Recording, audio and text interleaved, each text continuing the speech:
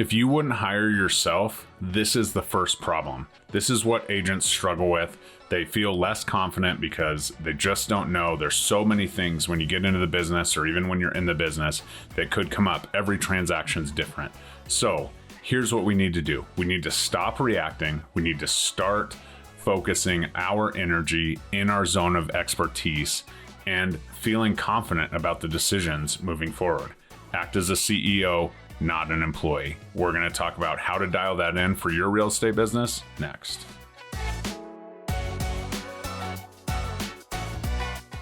What's up, guys? I'm Jeremy Kane with the Real Estate Agent Playbook, proud member of Carbon Collective. We are offering a free 2-week look behind the curtain for all things agents, coaching, teaching, training, and all of our community. So please reach out, comment Carbon Collective launch below, and we will get you that 2-week pass.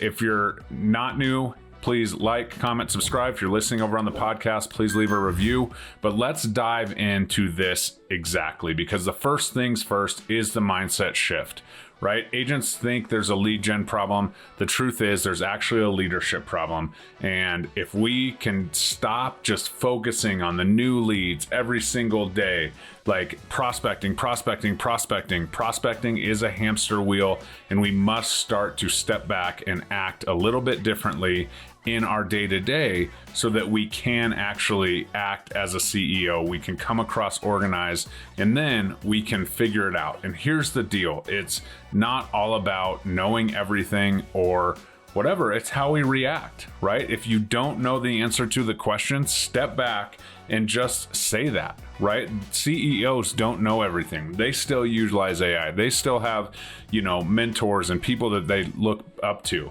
The thing is that they don't make reactive decisions because otherwise they wouldn't have progressed through their career. So as a small business owner, you are the CEO, and I can't say this enough. You don't have to have every single answer on the books. Think of this as an attorney. Like, attorneys don't know every piece of every law.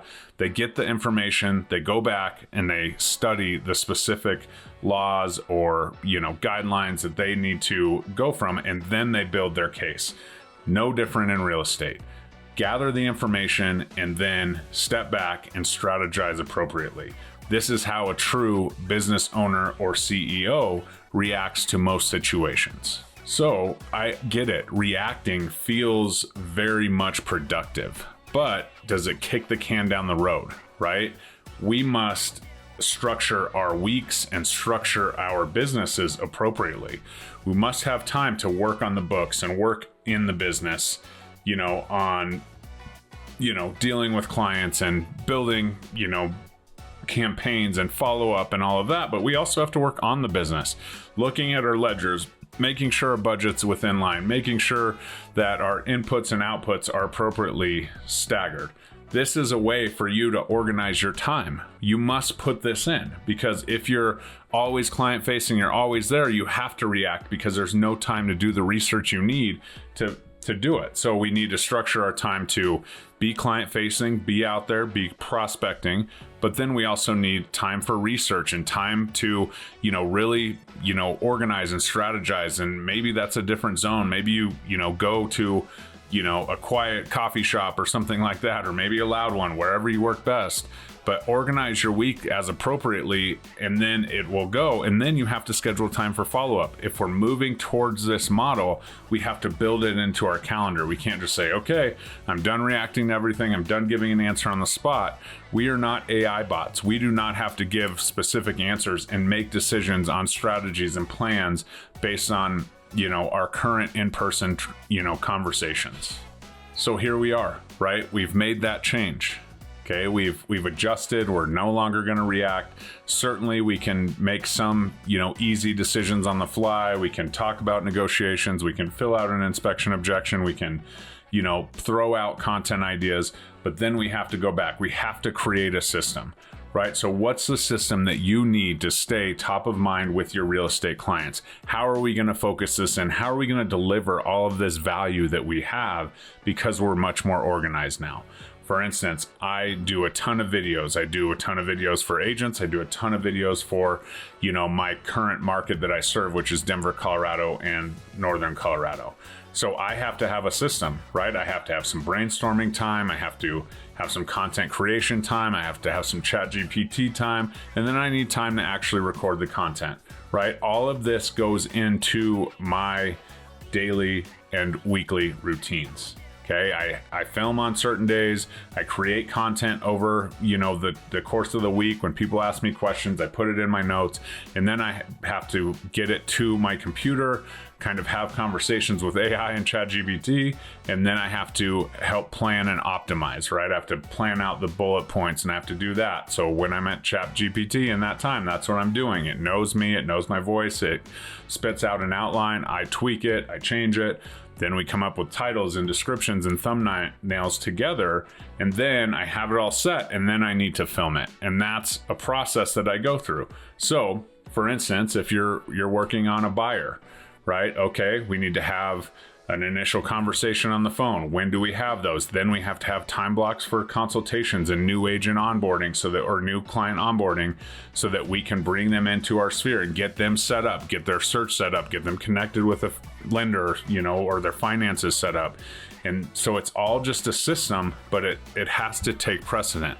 We have to have time to focus on it within our daily and weekly pieces, right? So a CEO builds a process that allows the decisions to be more obvious and come as they go, right? It's a process that they're working on. It's not like, okay, yep, we need to, go look at your dream home before we talk to a lender, right? You've seen my scouting trips. If you're interested in knowing more about those and utilizing that as a tool, please reach out. But I put that into my, system. Sometimes my buyer consultations are actually, scouting trips where we're actually talking about it, going over the contract, going over our exclusive right to buy, our listing agreement that we call it here in Colorado, making sure we get that taken care of. Then we can go check out a couple houses, maybe appeal to some emotions, and then we're ready to roll. That's my process. It doesn't have to be yours, but every piece of the process has a place in my calendar, in my time blocks, and it's also within a system.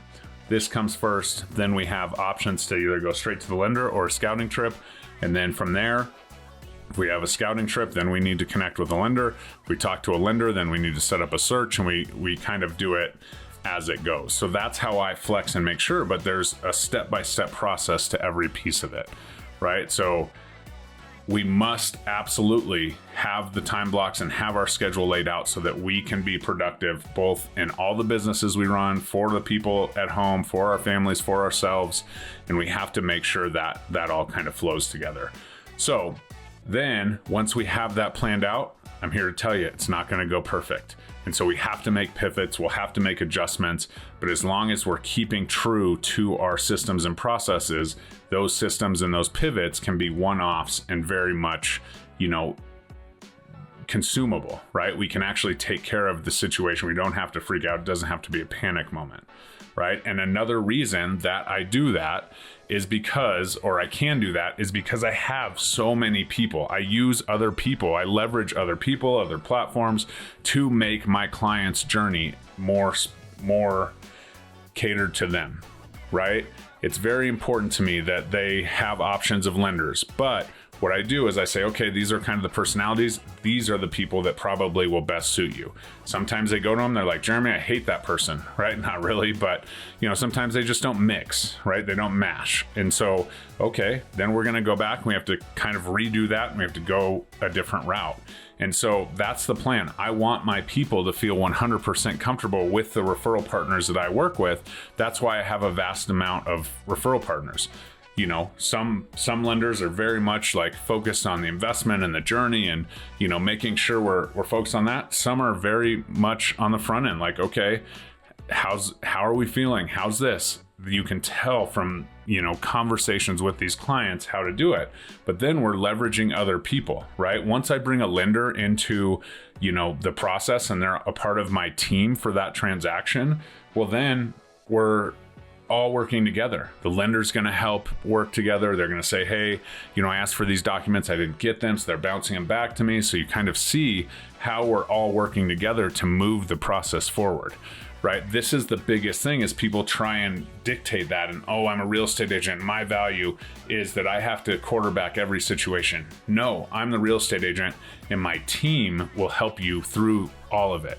It's not just me that needs to, that can say, okay, you need to give this to the lender, you need to do this. I'm not the middleman in any situation. I want to make the connections and allow them to have their experience. If you're on my team and you're in an industry partner, the lending piece is yours, right? I expect you to have the conversations. I expect you to get the documents you need. I expect you to create the lender letters that, we need when we need them. And then I expect you to manage that whole process all the way through closing, and sometimes past closing, right? Through closing, it's like, okay, you tell them exactly how much they need. You have to get the document signed 72 hours before closing. So why don't you just have the conversation, right? Tell them, make sure that they have the right, wiring instructions and all of that, because you handle that loan. You already have the wiring instructions.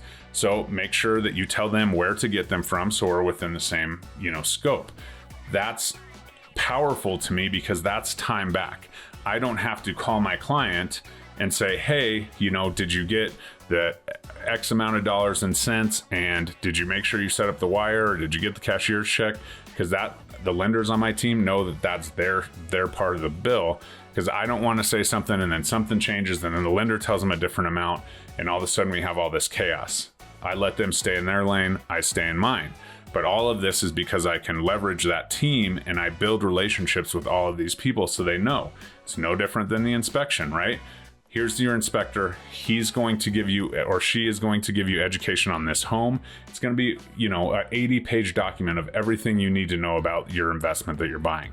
Once that's done and you have all the tests that I've suggested you get and he'll talk to you about, then we're going to have a report, and you and I will go back, and that's when I come back in, because we're going to add stuff to the contract. So it's just planning and putting these things into our processes and our system that absolutely work, but it doesn't happen without leveraging other professionals, so we can stay in our real estate lane, the inspectors can stay in the inspection lane, the lenders can stay in the financial lane, and we all come together, we all communicate. Certainly there's times where a lender will say, hey, I need this one document, they did it wrong, and I have to nudge the client. Great. Certainly there's times where the lender needs something from me, and we're going to have communication. We are a team, we're in communication in the best interest of the client. So as we've, organized our week, and now we have this long-term vision, then the CEO becomes the visionary. Where do we want this to go? What can we add when we do have a little bit more capital within the business to make this experience even better? At first, it doesn't cost you anything. In fact, you usually get some free lunches or coffees out of meeting with other people and building that structured team. I want to be the CEO of my real estate business. So I have lenders on my team. I have inspectors. I have contractors. I have small business owners. I have, client gift creators and all of those things within that. And if I want to be the CEO and run that, I have to be the leader of that team. They have to know the expectations. They have to know how I expect the client to be treated. And so we have to have conversations. We have to be in, community there. So it's not just like, okay, I just send you all the people and you have no idea how I want my clients to be handled. The truth is, I've helped lenders build client experiences based on what mine is. So that's pretty cool too. And if you think that you need this structure and this setup, and I'm speaking very generally here, please reach out, comment Carbon Collective launch below. I will get you a free pass into the coaching. This is the stuff that we do. We workshop about it, we set it up, and then you have access to coaches. It's a free 14-day pass. And then afterwards, if you think you need it and that's something that can advance your business, we can talk about further partnership where you get access completely for free forever, and we'll go from there. But these are the things that have me creating long-term vision, right? How do you want this to look? Not everyone's going to have the same vision. No one's going to have the exact same vision. And that's the point. If you have that CEO mindset, you have your team with you, whether they're employees of yours or, just industry partners of yours, and you've set it up and the expectations are there and the core values are there, and you push forward, this is where it starts to really happen for you and your business. And the closer you get to industry partners, the closer you get to people on your team, the more raving fans you have, even though they have never been a past client of yours or in your sphere of influence. Now you're bringing them in on a professional level. And I'll tell you what, those entrepreneurs, those small business owners, they love referring people business, and they love sending people to people that they know, like, and trust. So you're building that factor as well with your team. So ultimately, as we kind of wind down 2025 and we head into 2026 and we're in goal setting season, the truth is you can't lead a team, a family, or a business if you're in survival mode. If you're a react, solve this problem, put out this fire, put out this fire, put out this fire. The truth is, if you don't have the team intact, now you have the next 6 weeks to get your team intact and organize that and start acting as the CEO for your clients, for your business. Your 2026 goals will be blown out of the water if you can create this, right? If you can stop reacting to everything, you will absolutely be able to scale your business at a much higher rate. And if you just focus on the value you provide, systematizing it, and leveraging other people on your team, you can absolutely scale this and become the CEO by the middle of 2026. And your goals will be blown out of the water because your efficiency will go through the roof. So if you have any questions, please reach out again for that Carbon Collective 2-week pass. Comment Carbon Collective launch. If you have any questions with me, obviously comment, shoot me a DM over on Instagram. But like, comment, subscribe, and we'll see you next time. Bye-bye.